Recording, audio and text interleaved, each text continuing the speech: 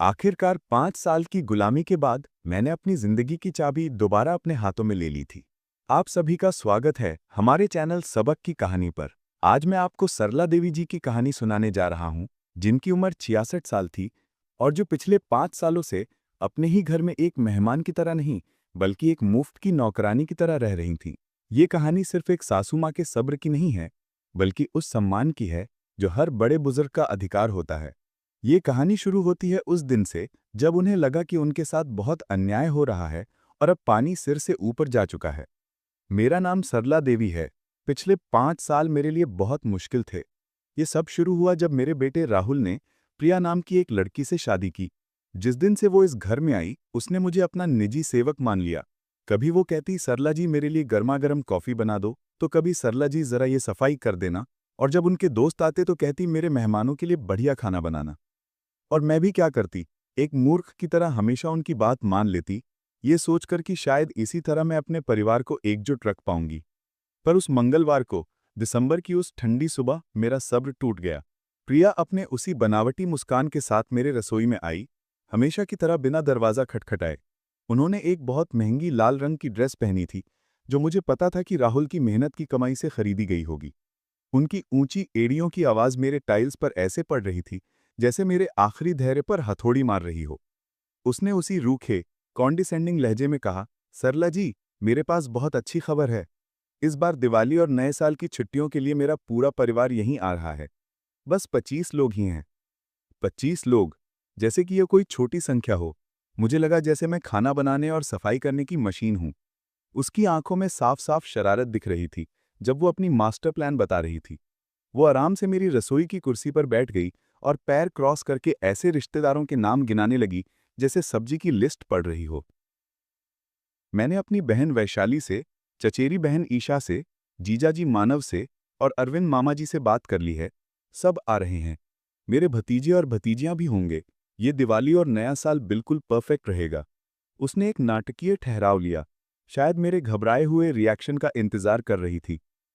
फिर उसने कहा, और हाँ, आप ही सब कुछ संभालेंगी, खाना, सफाई, टेबल परोसना, सब कुछ। ये शब्द मुझे थप्पड़ों की तरह लगे। मुझे याद आया कि कैसे मैं सालों से उनके दोस्तों के लिए डिनर बनाती रही और क्रेडिट हमेशा प्रिया ले जाती थी। कैसे मैं उनकी पार्टियों के बाद सफाई करती थी जबकि वो दोपहर तक सोती रहती थी। मेरे ही घर में मुझे एक अदृश्य व्यक्ति बना दिया गया था। कम से कम 3 बड़े पकवान और वो चॉकलेट केक भी चाहिए जो आप बहुत अच्छा बनाती हैं। और हाँ, आपको पूरे घर को अच्छे से सजाना होगा। मुझे ये इंस्टाग्राम फोटो के लिए एकदम परफेक्ट चाहिए। वो मेरे हाँ प्रिया कहने का इंतजार कर रही थी। लेकिन इस बार कुछ अलग हुआ। इस बार मेरे अंदर कुछ टूट चुका था। मैंने एकदम शांत होकर सीधे उनकी आंखों में देखा। मैंने वही शब्द दोहराए, परफेक्ट, और उसकी मुस्कान फीकी पड़ने लगी। ये नया साल आप सबके लिए परफेक्ट होगा क्योंकि मैं यहां नहीं रहूंगी। जो सन्नाटा पसरा वो बहुत गहरा था। प्रिया ने कई बार पलकें झपकाईं, जैसे उसने ठीक से सुना ही ना हो। उसका मुंह थोड़ा खुला, लेकिन कोई शब्द नहीं निकला। उसकी एड़ियों की आवाज अचानक बंद हो गई। उसने लड़खड़ाती आवाज में पूछा, क्या मतलब, आप यहां नहीं रहेंगी? मैंने कहा, वही जो आपने सुना। मैं छुट्टी पर जा रही हूं। आप सब खुद ही खाना बनाइए, सफाई कीजिए और परोसिए। मैं आपकी कर्मचारी नहीं हूं। उसके चेहरे से रंग पूरी तरह उड़ गया। 5 साल में प्रिया पहली बार निश्शब्द थी। उसने हकलाते हुए कहा कि उसने सबको बुला लिया है, सब प्लान हो चुका है, मैं ऐसा नहीं कर सकती। मैंने 4 शब्द कहे जो रसोई में एक बम की तरह गिरे। ये मेरा घर है। प्रिया का मुंह खुला का खुला रह गया। सदमे से गुस्सा झलकने लगा। वो कुर्सी से उठकर खड़ी हो गई और गुस्से में बोली कि राहुल ये सब बर्दाश्त नहीं करेगा। मैंने कहा कि राहुल को जो सोचना है सोचे, पर मेरा फैसला हो चुका है। उस पल मैं पहली बार अपने घर की मालकिन महसूस कर रही थी। लेकिन प्रिया और राहुल को ये नहीं पता था कि मेरा यह फैसला अचानक नहीं था। मैं महीनों से इसकी तैयारी कर रही थी और मेरे पास ऐसे कारण थे जो जल्द ही दोनों को निश्शब्द कर देंगे। प्रिया का चेहरा सेकंडों में गुस्से से लाल हो गया। वो मेरे पर्सनल स्पेस में घुस आई, जैसे वो हमेशा मुझे डराने के लिए करती थी। उसने विषैली आवाज में कहा कि वो हमेशा से जानती थी कि मैं स्वार्थी हूं, पर ये तो हद है। उनका परिवार इतनी दूर से आ रहा है और मैं एक सनक के लिए उनका नया साल खराब कर रही हूं। 5 साल का दुर्व्यवहार, अपमान और भावनात्मक शोषण, और वो इसे सिर्फ एक सनक कह रही है। मेरे सीने में गुस्सा उमड़ रहा था। लेकिन मैं शांत बनी रही। मैंने कहा, ये मेरी समस्या नहीं है। आपको 25 लोगों को मेरे घर बुलाने से पहले मुझसे पूछना चाहिए था। ये हमारा घर है। वो पूरी तरह से आपा खो बैठी। राहुल आपका बेटा है, ये घर एक दिन हमारा होगा। बस यही सच्चाई थी जो हमेशा हवा में मंडराती रहती थी, पर कभी बोली नहीं गई थी। प्रिया मुझे परिवार नहीं मानती थी। वो मुझे बस एक अस्थायी बाधा मानती थी, जिसे हटाकर वो मेरी सालों की मेहनत और बलिदान से बनाई गई हर चीज की वारिस बन जाएगी। उसी पल सामने के दरवाजे से चाबी की आवाज आई। राहुल दफ्तर से वापस आ गया था। प्रिया बच्चे की तरह शिकायत करते हुए उसकी तरफ भागी। मैंने लिविंग रूम से उनकी दबी हुई आवाजें सुनी। कुछ मिनटों बाद वे दोनों रसोई में आए। राहुल थका हुआ लग रहा था, पर चिढ़ा हुआ भी था। उसके पीछे प्रिया एक परछाई की तरह थी, हाथ बांधे हुए और चेहरे पर विजय का भाव।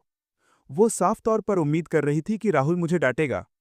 राहुल ने उसी उपदेश भरे लहजे में शुरू किया जो उसने शादी के बाद अपना लिया था। मॉम, प्रिया ने आपके फैसले के बारे में बताया। आपको नहीं लगता कि आप थोड़ी ज्यादा नाटकीय हो रही हैं? नाटकीय? मेरा अपना बेटा मुझे अपनी पत्नी की नौकरानी बनने से इनकार करने पर नाटकीय कह रहा है। मेरे पेट में कुछ ठंडा और सख्त महसूस हुआ। मैंने कहा, नहीं राहुल, मैं नाटकीय नहीं हो रही हूं, मैं बस स्पष्ट हो रही हूं। राहुल ने कहा कि यह दिवाली है, परिवार का समय है और प्रिया ने सबको बुला लिया है, अब हम रद्द नहीं कर सकते। मैंने कहा कि मैंने रद्द करने को नहीं कहा, मैंने कहा कि मैं यहां नहीं रहूंगी। प्रिया बीच में आके खड़ी हो गई, जैसे एक मानव दीवार। देखिए मैं क्या कह रही थी, ये पूरी तरह तर्कहीन हो गई हैं। मेरे रिश्तेदार क्या सोचेंगे? मैंने शांति से कहा, उन्हें सच बता देना कि तुमने बिना मुझसे पूछे मुझे अपनी कर्मचारी मान लिया था और तुम गलत थीं। राहुल ने गहरी सांस ली और सिर में हाथ फेरा।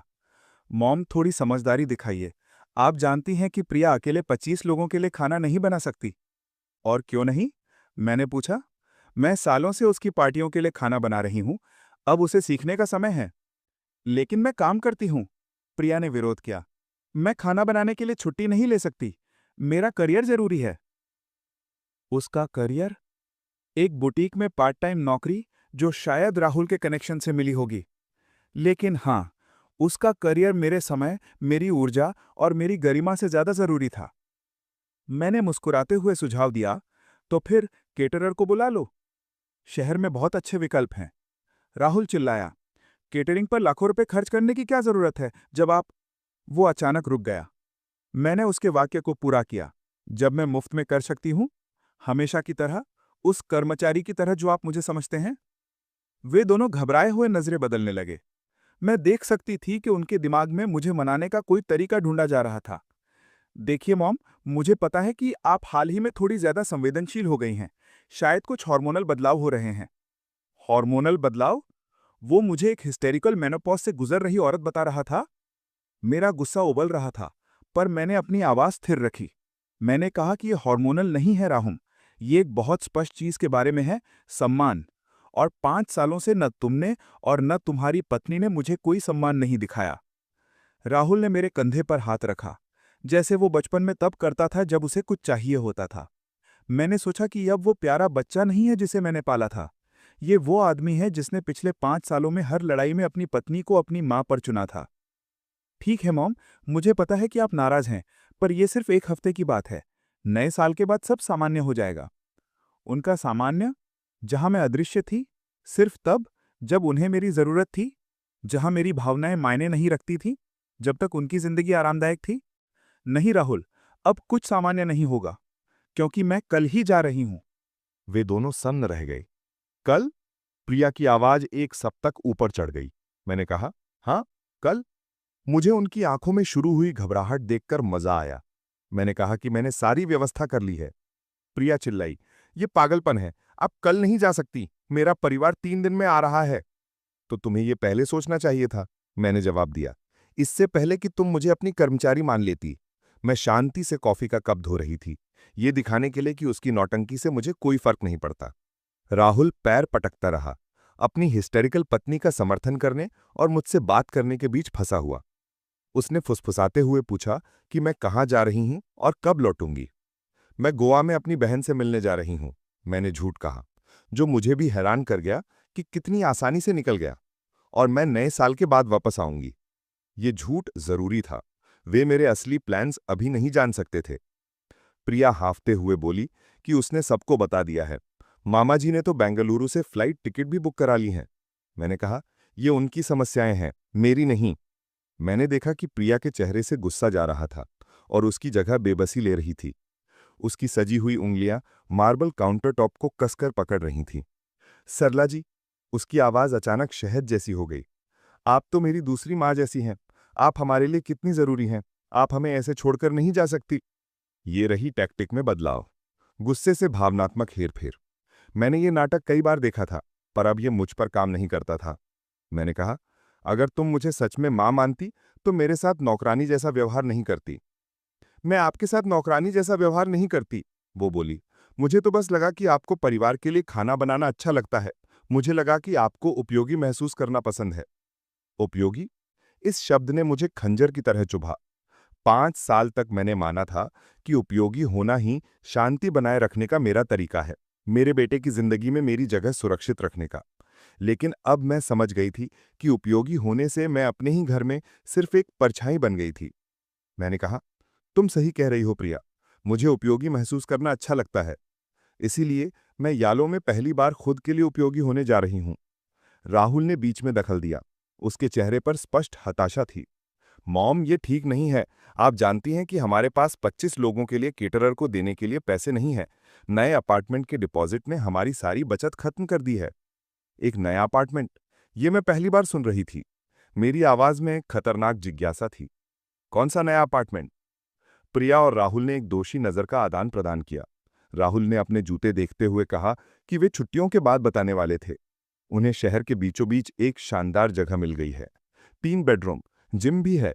मैंने कहा, महंगा होगा। हाँ, लेकिन ये निवेश लायक है, उन्होंने कहा। और चिंता ना करें, वे ज्यादा दूर नहीं जा रहे हैं, बस 30 मिनट की दूरी पर। 30 मिनट? इतनी नजदीक कि मेरे घर को अपना निजी रेस्टोरेंट बनाए रख सकें, लेकिन इतनी दूर कि उन्हें अपनी प्राइवेसी मिल जाए। कितना सुविधाजनक। मैंने पूछा, और आप इसके लिए पैसे कैसे चुकाने की सोच रही हैं? मुझे पहले से ही शक था। प्रिया का चेहरा अचानक ऐसे चमक उठा जैसे उसे सारी समस्याओं का हल मिल गया हो। इसीलिए तो ये दिवाली परफेक्ट होना जरूरी है। मेरे अरविंद मामा जी बहुत दरियादिल हैं जब वे प्रभावित होते हैं, और मेरे जीजाजी मानव जो रियल एस्टेट में हैं, उनके पास अच्छे संपर्क हैं। अगर सब अच्छा रहा तो वे राहुल के कारोबार में हमारी मदद कर सकते हैं। असली कारण सामने आ गया था। ये भव्य उत्सव परिवार या परंपरा के लिए नहीं, ये पैसे के लिए था। अमीर रिश्तेदारों को प्रभावित करके वित्तीय लाभ लेने के लिए। और मैं उनके हेरफेर की योजना का आधार थी। मैंने कहा, मुझे समझ आ गया। तो आपको अपनी अमीर रिश्तेदारी को प्रभावित करने के लिए ये त्योहार परफेक्ट चाहिए? ठीक यही। प्रिया ने राहत की सांस ली। मुझे पता था कि आप समझ जाएंगी। आप बहुत समझदार हैं सरला जी। आप हमेशा जानती हैं कि सही काम क्या है। 5 सालों तक सही काम मेरी सुविधा, मेरी गरिमा का त्याग करना रहा था, ताकि उनकी जिंदगी आसान हो सके। लेकिन अब मेरे लिए सही काम की परिभाषा बदल चुकी थी। मैंने कहा, तुम सही कह रही हो प्रिया। मैं जानती हूं कि सही काम क्या है। इसीलिए मेरा फैसला अटल है। मैं कल जा रही हूं। उनके चेहरे से उम्मीद ऐसे गायब हो गई जैसे पानी गिर गया हो। प्रिया घबराहट की कगार पर पहुंच गई। आप ऐसा नहीं कर सकती। आप हमारी भविष्य की योजनाओं को इस तरह से बर्बाद नहीं कर सकती। ये कोई ड्रामा नहीं है, मैंने कहा। ये एक सोच समझकर लिया गया फैसला है। मैंने कहा कि जब उनका परिवार आएगा और देखेगा कि ना कोई मेजबान है ना कोई खाना, तो वे सोचेंगे कि उनकी भतीजी ने उन्हें बुलाया तो सही, लेकिन खुद मेजबानी करने की क्षमता नहीं रखती थी। और वे सही होंगे। राहुल नजदीक आकर विनती की, मॉम, प्लीज, अगर आपको सच में छुट्टी चाहिए तो हम इसे नए साल के बाद कर सकते हैं। हम आपकी यात्रा, होटल, सब कुछ का भुगतान कर देंगे। किस पैसे से? मैंने सोचा, जब उन्होंने अभी कहा कि अपार्टमेंट के डिपॉजिट ने उनकी बचत खत्म कर दी है। लेकिन अब यह पेशकश 5 साल देर से आई थी। तुम्हारी पेशकश लुभावनी है राहुल, मैंने कहा, लेकिन मेरा फैसला हो चुका है। यह भावनात्मक ब्लैकमेल है। प्रिया आखिरकार फूट पड़ी। आप हमारी स्थिति का फायदा उठा रही हैं। भावनात्मक ब्लैकमेल। ये शब्द हवा में लटके रहे, जैसे एक अनजाने में किया गया इकबालिया बयान। अगर मैं मुफ्त की कर्मचारी बनने से मना करके भावनात्मक ब्लैकमेल कर रही थी, तो वे 5 साल से क्या कर रहे थे? मैंने कहा, तुम्हें पता है भावनात्मक ब्लैकमेल क्या होता है प्रिया? ये मुझे हर बार तब दोषी महसूस कराना है जब मैं तुम्हारे दोस्तों के लिए खाना नहीं बनाना चाहती। ये मुझे तब कहना है कि एक अच्छी सासू माँ हमेशा परिवार को पहले रखती है, जब मैं तुम्हारी पार्टियों के बाद सफाई करने से मना कर देती हूँ। ये मान लेना कि मेरी योजनाओं का कोई मूल्य नहीं है क्योंकि मैं रिटायर्ड हूँ और मेरे पास करने के लिए कुछ बेहतर नहीं है। हर शब्द एक गोली था जो अपने निशाने पर लगी। वे दोनों थोड़ा सहम गए क्योंकि वे जानते थे कि यह सच था। उस रात जब प्रिया और राहुल लिविंग रूम में हताश फुसफुसाहट में बहस कर रहे थे, मैंने खुद को अपने कमरे में बंद कर लिया और अपना लैपटॉप निकाला। अब मेरे प्लान का दूसरा चरण शुरू करने का समय था। एक योजना जो महीनों से पक रही थी, जब से मैंने प्रिया के बारे में कुछ ऐसा खोजा था जिसने मेरे पूरे नजरिए को बदल दिया था। 3 महीने पहले राहुल के दफ्तर की सफाई करते हुए मुझे उसके कागजों के बीच एक भूला हुआ फोल्डर मिला। उसमें बैंक स्टेटमेंट्स, प्रिंटेड ईमेल्स और कानूनी दस्तावेज थे। मुझे लगा कि यह दफ्तर का काम होगा, लेकिन मेरी नज़र प्रिया के नाम पर पड़ी, जो उन लेन देनों में बार बार आ रहा था जिन्हें मैं समझ नहीं पा रही थी। उस रात उनके सोने के बाद मैं दफ्तर में वापस गई और सब कुछ बारीकी से देखा। जो मुझे मिला उसने मुझे अंदर तक कंपा दिया। प्रिया राहुल के नाम पर क्रेडिट कार्ड इस्तेमाल कर रही थी जिसके बारे में उसे पता भी नहीं था। वे घर को गिरवी रखकर पर्सनल लोन ले चुकी थी और लग्जरी स्टोर पर अंधिया खरीदारी कर रही थी जिससे 40 लाख रुपए से ज्यादा का कर्ज चढ़ गया था। लेकिन बस इतना ही नहीं था। मुझे ऐसे ईमेल भी मिले जहां प्रिया अपनी दोस्तों के साथ चर्चा कर रही थी कि राहुल को कैसे संभालना है ताकि वो उसकी खर्चीली आदतों को ना जान पाए। और सबसे डरावनी बात, एक मैसेज थ्रेड जहां वो राहुल को घर बेचकर उनके भविष्य में निवेश करने के लिए मनाने की योजना बना रही थी। मेरा घर, जिस घर में मैं 30 साल से रह रही थी, मेरी मेहनत मेरी बचत से बनाया गया घर, प्रिया उसे बेचकर अपनी खरीदारी का कर्ज चुकाना चाहती थी। उस रात मैं सो नहीं पाई। मैं सुबह तक जागती रही, इस धोखे को, इस हेराफेरी को संसाधित करती रही। लेकिन तबाही के साथ कुछ और भी बढ़ा, एक ठंडा गणनावादी संकल्प, खुद को बचाने का। अगले दिन मैंने अपनी चुपचाप जांच शुरू की। मैंने एक निजी जासूस रखा जिसे मेरे वकील ने सालों पहले सुझाया था। हमने प्रिया की सभी वित्तीय गतिविधियों को ट्रैक किया। जो हमने खोजा वो मेरी कल्पना से भी बुरा था। वे सिर्फ एक खर्चीली नहीं थी, बल्कि अपनी नौकरी के बारे में भी झूठ बोल रही थी। बुटीक में उसका महत्वपूर्ण करियर सिर्फ न्यूनतम मजदूरी वाली पार्ट टाइम नौकरी थी, लेकिन वो राहुल से कहती थी कि वो उससे 3 गुना ज्यादा कमाती है। उसके व्यक्तिगत खर्चों के लिए एक्स्ट्रा पैसा कहां से आता था? गुप्त क्रेडिट कार्डों से।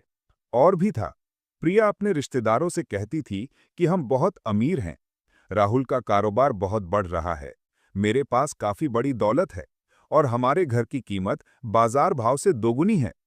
ये सब झूठ था, ताकि वो एक सफल, अच्छी तरह से विवाहित महिला की अपनी छवि बनाए रख सके। अब जब मैं अपने कमरे की शांत रात में अपने लैपटॉप की स्क्रीन को देख रही थी, मैं महीनों में पहली बार मुस्कुराई, क्योंकि मैंने ऐसे कदम उठाए थे जिनकी वे कल्पना भी नहीं कर सकते थे। सबसे पहले मैंने अपनी सारी बचत को एक नए खाते में डाल दिया, जिसके बारे में राहुल को कोई जानकारी नहीं थी, ना ही कभी होगी। फिर मैंने अपने वकील से घर के दस्तावेजों को सुरक्षित करने के बारे में सलाह ली। पता चला कि कानूनी तौर पर बहुत प्रभावी तरीके थे, जिनसे ये सुनिश्चित किया जा सकता था कि कोई मुझे इसे बेचने के लिए मजबूर नहीं कर सकता। लेकिन मेरा मास्टर स्ट्रोक ये था कि मैंने प्रिया के परिवार से सीधे संपर्क किया, सिर्फ उनसे जो सच में मायने रखते थे। उसके अरविंद मामा जी, जो सफल व्यापारी थे, उसके जीजाजी मानव, जो रियल एस्टेट एजेंट थे और उसे मदद करने वाले थे, और उसकी बहन वैशाली, जो फाइनेंस में काम करती थी और जिसकी अच्छी प्रतिष्ठा थी। मैंने उन्हें बहुत ही विनम्र ईमेल भेजे, खुद को प्रिया की चिंतित सासुमां के रूप में पेश किया। मैंने कहा कि मैं युवा जोड़े की नाजुक वित्तीय स्थिति को लेकर चिंतित हूं और मदद के लिए उनकी सलाह चाहती हूं। बेशक मैंने गलती से उन सबसे खतरनाक बैंक स्टेटमेंट्स को अटैच कर दिया था जो मुझे मिले थे।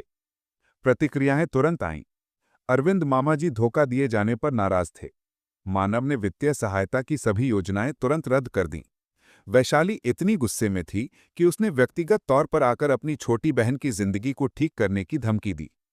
लेकिन सबसे अच्छी बात यह थी कि उनमें से किसी ने भी प्रिया को कुछ नहीं बताया था। मेरा फोन वाइब्रेट हुआ। अरविंद मामा जी का मैसेज था। सर्रा जी, दस्तावेजों की समीक्षा करने के बाद मेरे परिवार और मैंने तय किया है कि हम एक दिन पहले आएंगे। हमें उत्सव से पहले प्रिया से कुछ जरूरी मामलों पर बात करनी है। क्या आप 23 तारीख की सुबह हमें रिसीव कर सकती हैं? 23 तारीख की सुबह, ठीक उसी समय जब मैं गोवा के लिए अपना बैग पैक कर रही होंगी। मैंने तुरंत जवाब दिया, जरूर अरविंद जी, आपको पाकर खुशी होगी। हालांकि मुझे आपको बताना होगा कि मैं भी उसी दिन एक यात्रा पर निकल रही हूं, इसलिए प्रिया और राहुल ही आपके मेजबान होंगे। उनका जवाब सेकंड्स में आया, परफेक्ट, हमें ठीक इसी की जरूरत है। मैंने लैपटॉप बंद किया और बिस्तर पर मुस्कुराते हुए लेट गई। 5 साल तक मैं चुपचाप पीड़ित रही थी, आज्ञाकारी सासू मां, मुफ्त की कर्मचारी। लेकिन इस दौरान मैं उन्हें देखती रही, सीखती रही कि मेरे ससुराल वाले वास्तव में कैसे काम करते हैं। प्रिया सोचती थी कि वो बहुत चालाक, बहुत मैनिपुलेटिव है, लेकिन उसने उस बुजुर्ग महिला को कम आंका था जो उसकी गंदगियां साफ करती थी। अगले दिन सुबह 6 बजे मेरे अलार्म ने आजादी के गान की तरह गाना गाया। मैं ऐसी ऊर्जा के साथ उठी जो मैंने सालों से महसूस नहीं की थी। मैंने शांति से नहाया और बैग पैक करने लगी। हर कपड़ा जो मैं मोड़ रही थी मेरी आजादी की ओर एक और कदम था।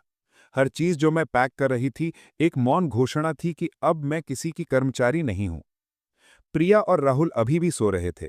मैं सीढ़ियों से अपने सूटकेस नीचे ले गई।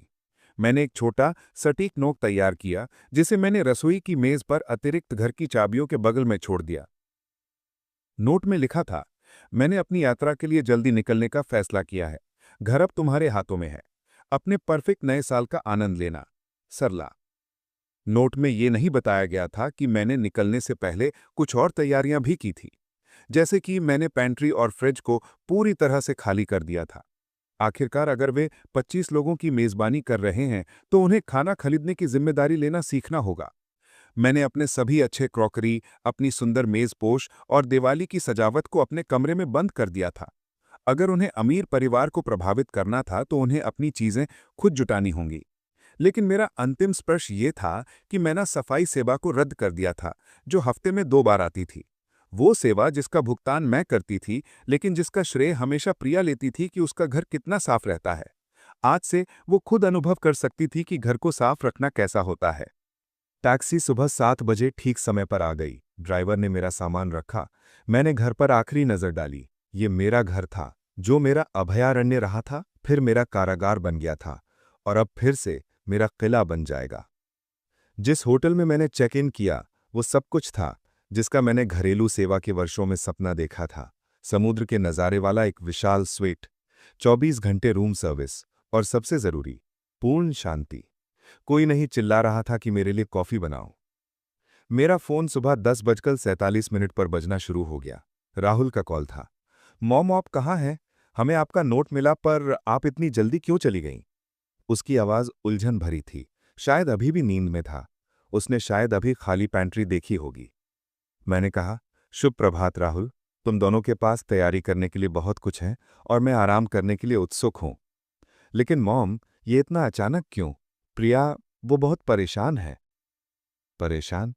अपनी जिंदगी की जिम्मेदारी खुद लेने की हकीकत जानकर वो शायद पैनिक अटैक के शिकार हो रही होगी। मैंने कहा, मुझे यकीन है कि वो सब कुछ संभाल लेगी। आखिरकार वो बहुत काबिल महिला है। मैंने उसे दृढ़ता से टोक दिया, राहुल, तुम 32 साल के हो, प्रिया 29 की है। तुम पूरी तरह से कार्यात्मक वयस्क हो। मुझे यकीन है कि तुम 66 साल की महिला पर निर्भर हुए बिना अपनी समस्याओं को हल कर सकते हो। ठीक है, उसने लंबी सांस ली, पर वादा करो कि आप ठीक रहेंगी। और आप कब वापस आ रही हैं? मैं तब वापस आऊंगी जब मैं तैयार हो जाऊंगी। अपने नए साल का मजा लो। मैंने तुरंत फोन साइलेंट मोड पर डाल दिया। मैंने इंतजार किया था, अब मुझे शांति चाहिए थी। मैंने रूम सर्विस से लॉबस्टर थर्मिडोर ऑर्डर किया, कुछ ऐसा जो मैं कभी अपने लिए नहीं बनाती, क्योंकि प्रिया के हिसाब से वो अनावश्यक खर्च होता। जब मैं धीरे धीरे खा रही थी, मेरा फोन लगातार साइलेंट नोटिफिकेशन के साथ ब्लिंक कर रहा था। अगले दिन की सुबह 23 तारीख को, जैसा कि मैंने हिसाब लगाया था, प्रिया का परिवार आना शुरू हो गया। उन्हें वो परफेक्ट दिवाली नया साल नहीं मिलेगा जिसका उसने वादा किया था। इसके बजाय उन्हें उस महिला की कच्ची सच्चाई मिलेगी जो सालों से झूठ पर जी रही थी। दोपहर 3 बजे मैंने आखिरकार अपने मैसेज चेक किए। राहुल के 17 मिस्ड कॉल्स, प्रिया के 31 और टेक्स्ट का एक सैलाब था। उलझन से लेकर गुहार, फिर गुस्से तक। लेकिन जिस मैसेज में मुझे सबसे ज्यादा दिलचस्पी थी, वो अरविंद मामा जी से आया था। सरला जी, मेरा परिवार और मैं सुबह 8 बजे आ जाएंगे। हम आपसे व्यक्तिगत रूप से मिलना और प्रिया के साथ वो जरूरी बातचीत करना चाहते हैं। आपकी मेहमान नवाजी के लिए धन्यवाद। मैंने जवाब दिया, मुझे अफसोस है, मुझे अप्रत्याशित पारिवारिक प्रतिबद्धताओं के कारण अपनी यात्रा जल्दी शुरू करनी पड़ी। प्रिया और राहुल आपको होस्ट करके खुश होंगे। मुझे यकीन है कि आप लोगों के पास बात करने के लिए बहुत कुछ होगा। उसने तुरंत जवाब दिया, मैं पूरी तरह से समझता हूं। वास्तव में ये शायद सबसे अच्छा है। अगले दिन सुबह 23 तारीख को मेरा फोन कॉल से फट गया। मैंने 6:30 पर राहुल का पहला कॉल नहीं उठाया। मैं आराम से अपनी स्वीट की छत पर स्मोक्ड सैल्मन के साथ एग्स बेनेडिक्ट खा रही थी। मैंने वॉइसमेल चेक किए। राहुल का पहला मैसेज, मॉम प्लीज फोन उठाओ, प्रिया हिस्टेरिकल हो रही है। हमें 25 लोगों के लिए नाश्ते में क्या बनाना है पता नहीं चल रहा। किराने की दुकान 8 बजे खुलती है और परिवार ठीक उसी समय आ रहा है। हमें तुरंत मदद चाहिए प्लीज। दूसरा मैसेज प्रिया का था। उसकी आवाज पूरी तरह टूट गई थी। सरला जी, मैं जानती हूं कि आप मुझसे नाराज हैं, पर प्लीज मुझे मेरे परिवार के सामने शर्मिंदा मत कीजिए। मेरे अरविंद मामा बेंगलोर से आए हैं। मैं इतने लोगों के लिए खाना बनाना नहीं जानती। मैं वादा करती हूं हम सब कुछ ठीक कर लेंगे, पर अभी मुझे आपकी मदद की सख्त जरूरत है। तीसरा संदेश तो और भी अच्छा था। प्रिया फिर से अब सिसक रही थी। सरला जी, मैंने अभी पेंट्री और फ्रिज चेक किया है, सब खाली है। कुछ भी क्यों नहीं है। मैं अपने परिवार को कैसे खिलाऊंगी। अच्छी क्रॉकरी कहाँ है। दिवाली के मेज़पोश कहाँ हैं। प्लीज बस इतना बता दीजिए कि आपने सब कहाँ रखा है, प्लीज। हाँ, देर से यह एहसास हुआ कि घर चलाने के लिए योजना, प्रयास और वास्तविक पैसे की जरूरत होती है। लेकिन जिस संदेश का मुझे सच में इंतजार था, वो 7:15 पर आया। ये एक आधिकारिक आवाज थी, अरविंद मामा जी की। सरला जी, मैं अरविंद, प्रिया का मामा। हम एयरपोर्ट पर जल्दी आ गए और सीधे आपके घर आने का फैसला किया। हम 15 मिनट में वहां होंगे। मैं आपसे मिलकर और उस बातचीत को लेकर बहुत उत्सुक हूं जिसकी हमने योजना बनाई थी। परफेक्ट।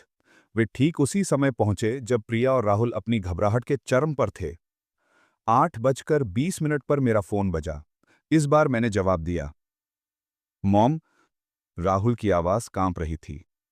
क्या आप बात कर सकती हैं? शुभ प्रभात राहुल। हाँ, मैं बात कर सकती हूँ। कैसा चल रहा है आपका दिन? मॉम प्लीज, ऐसा मत कीजिए। प्रिया का परिवार अभी अभी आया है और हमारे पास उन्हें देने के लिए कुछ नहीं है, सचमुच कुछ नहीं। प्रिया बाथरूम में रो रही है और मुझे समझ नहीं आ रहा कि क्या करूं।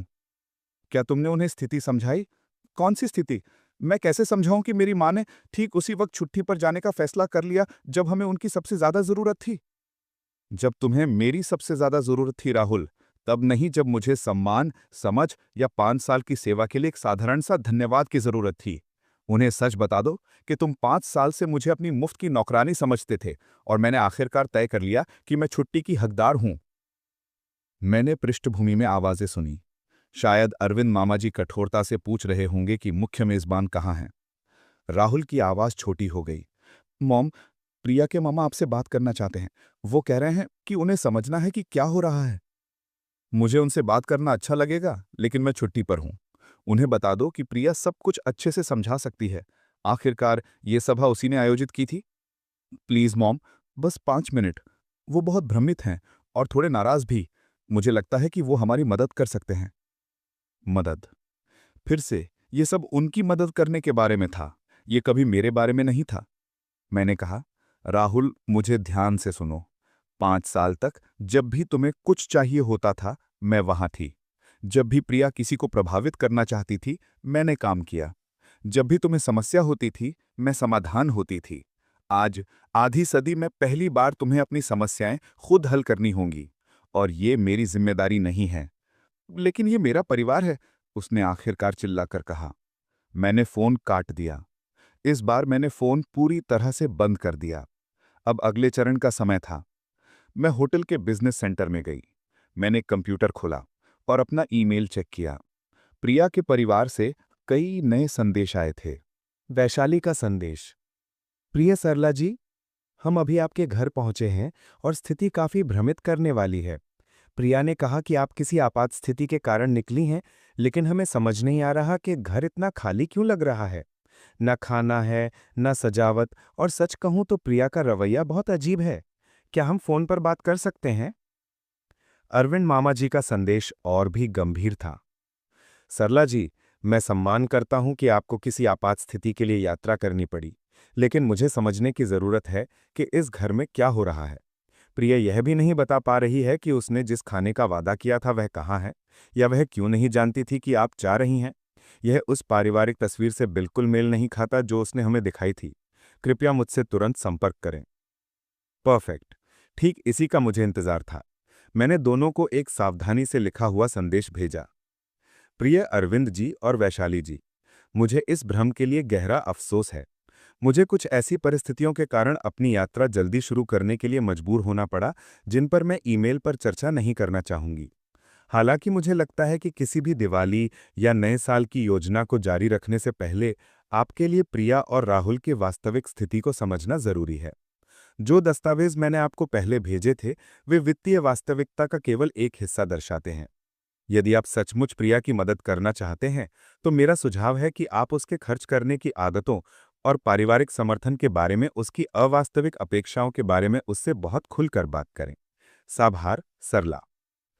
मैंने संदेश भेजा और इंतजार किया। मुझे ज्यादा देर इंतजार नहीं करना पड़ा। 20 मिनट बाद मेरे होटल के कमरे का फोन बचा। यह रिसेप्शन से था। एक मिस्टर अरविंद का urgent long distance call. Arvind मामा जी की आवाज तनावपूर्ण लेकिन नियंत्रित थी। सरला जी, मेरा फोन उठाने के लिए धन्यवाद। मुझे अपनी भतीजी के बारे में कुछ सीधे सवाल पूछने की जरूरत है। जरूर अरविंद जी, मैं सुन रही हूं। पहला, क्या यह सच है कि प्रिया आपसे अपने सभी पारिवारिक समारोहों के लिए खाना बनाने और सफाई करने के लिए कहती रही हैं? यह सच है। पिछले 5 सालों से जब भी आप लोग आए हैं या उसके मेहमान रहे हैं, सभी तैयारियां मैंने ही संभाली हैं।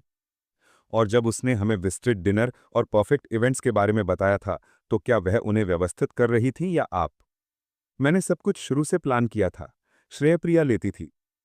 एक लंबा ठहराव था। दूसरी बात, जो वित्तीय विवरण आपने हमें भेजे, क्या वे वास्तविक हैं?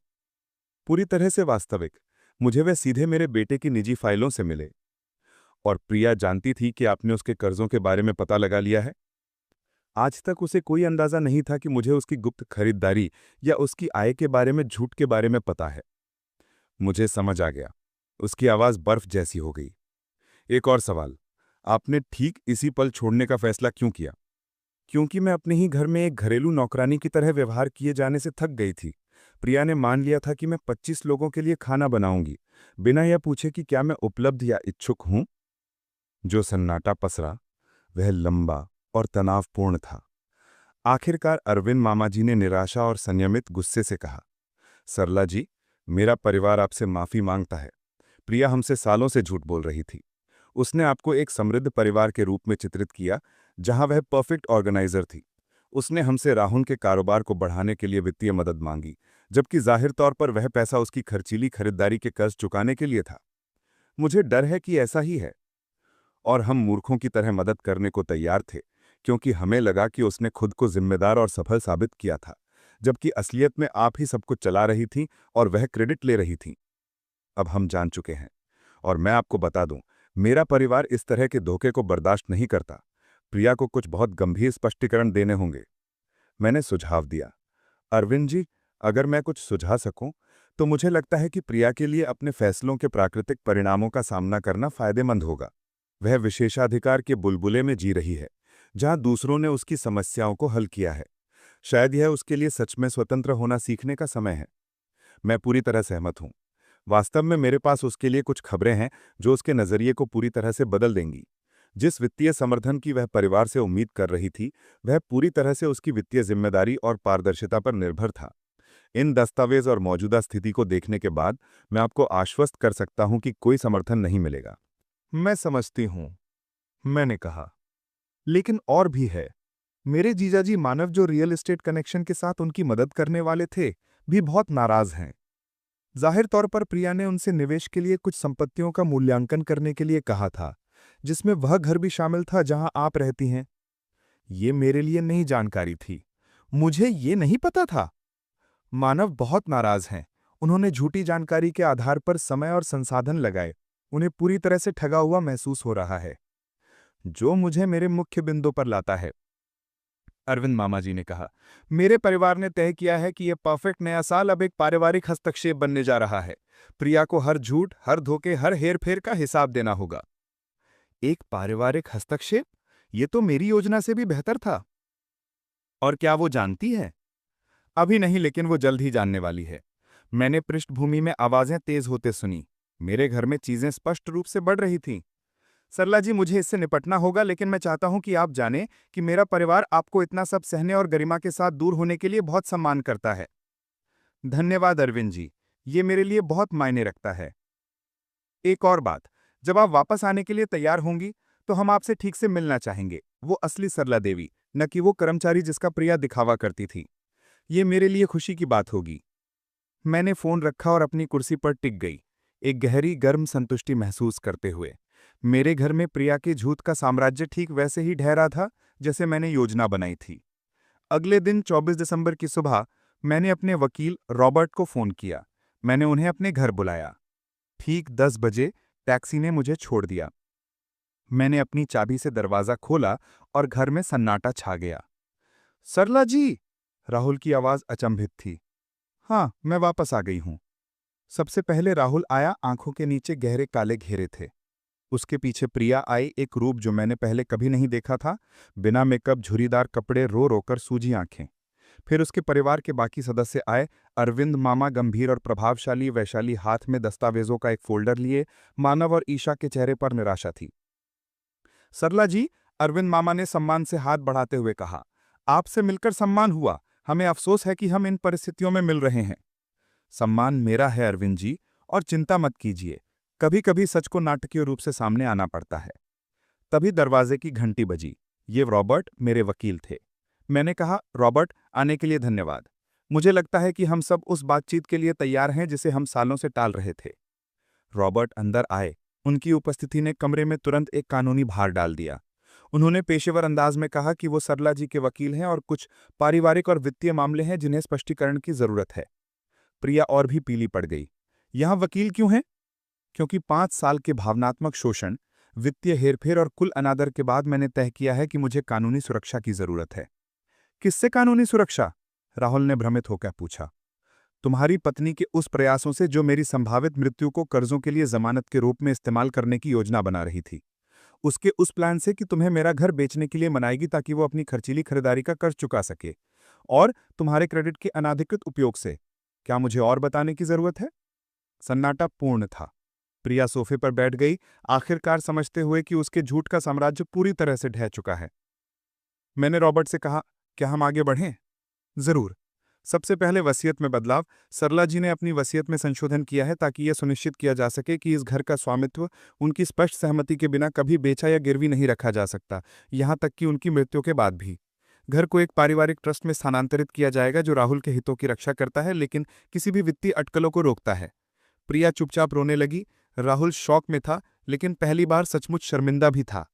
दूसरा, रॉबर्ट ने जारी रखा, निवास के नए नियम। प्रिया के पास अब इस संपत्ति तक अप्रतिबंधित पहुंच अधिकार नहीं है। किसी भी मुलाकात को पहले से समन्वित और सरला जी द्वारा अनुमोदित किया जाना चाहिए। इसका ठीक ठीक क्या मतलब है? राहुल ने कांपती आवाज में पूछा। इसका मतलब है कि आपकी पत्नी अब जब चाहे मेरे घर में नहीं आ सकती, मेरे खाने और मेरे समय के बारे में आदेश नहीं दे सकती, या ये नहीं मान सकती कि मैं उसकी घरेलू नौकरानी हूं। राहुल ने अपना सिर झुका लिया। आखिरकार सालों की जानबूझकर की गई अनदेखी का सामना कर रहा था। अरविंद मामाजी प्रिया के पास आए। उनकी आवाज में पितृत्व भरी निराशा थी। प्रिया, हमारे परिवार ने तुम्हें झूठ के आधार पर अवसर, विश्वास और समर्थन दिया। तुमने हमें एक ऐसी महिला के प्रति अनादर में अनजाने में भागीदार बना दिया जो हमारी तारीफ की हकदार थी, ना कि हमारी अवमानना की। मामाजी, मैं कभी नहीं चाहती थी। तुम कभी नहीं चाहती थीं? अपनी आय के बारे में झूठ बोलना, पहचान की चोरी करना, ऐसी विरासतों का वादा करना जो तुम्हारी नहीं थी, अपनी सास मां के साथ एक नौकरानी जैसा व्यवहार करना। प्रिया के पास कोई जवाब नहीं था।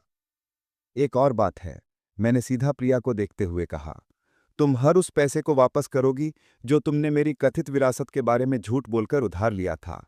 तुम हर उस रिश्तेदार से व्यक्तिगत रूप से माफी मांगोगी और तुम अपनी वास्तविक कमाई के भीतर जीना सीखोगी, ना कि उस कल्पना में जो तुमने मेरे खर्चे पर बनाई थी।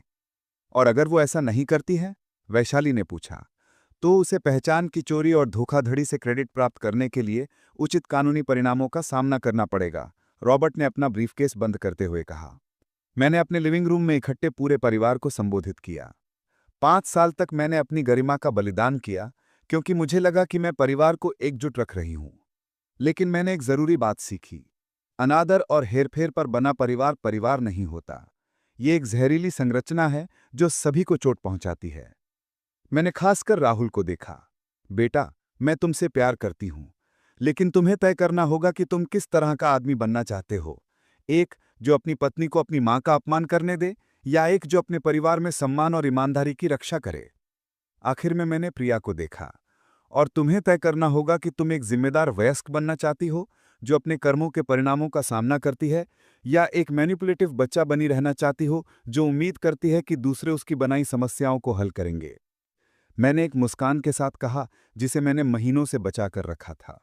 जो लोग ईमानदारी, सम्मान और वास्तविक कृतज्ञता पर आधारित नए साल के लिए रुकना चाहते हैं, उनका स्वागत है। जो फैंसी और हेरफेर में जीना चाहते हैं, वो जा सकते हैं। 5 सालों में पहली बार मैं अपने घर, अपनी जिंदगी और अपने भविष्य पर पूरी तरह से नियंत्रण में थी, और मैंने इतनी आज़ादी कभी महसूस नहीं की थी। कैसी लगी आपको सरला देवी जी की कहानी दोस्तों? उम्मीद है आपको ये जरूर समझ आया होगा कि किसी को मुफ्त की सेवा समझना कितना भारी पड़ सकता है। सम्मान मांगा नहीं जाता, कमाया जाता है। और जब कोई आपके सम्मान को रौंदने लगे तो अपनी खुशी और शांति के लिए आवाज उठाना जरूरी है। सरला जी ने हमें सिखाया कि अपनी गरिमा सबसे ऊपर है। अगर आपको ये कहानी अच्छी लगी तो प्लीज़ लाइक करें, कमेंट में अपनी राय बताएं और चैनल को सब्सक्राइब करना ना भूलें, ताकि हम आपके लिए ऐसी और भी प्रेरणादायक कहानियां लाते रहें। हमेशा याद रखें, जब आप किसी को उसकी जगह दिखाते हैं तो आप उसे नहीं बल्कि खुद को आज़ाद करते हैं।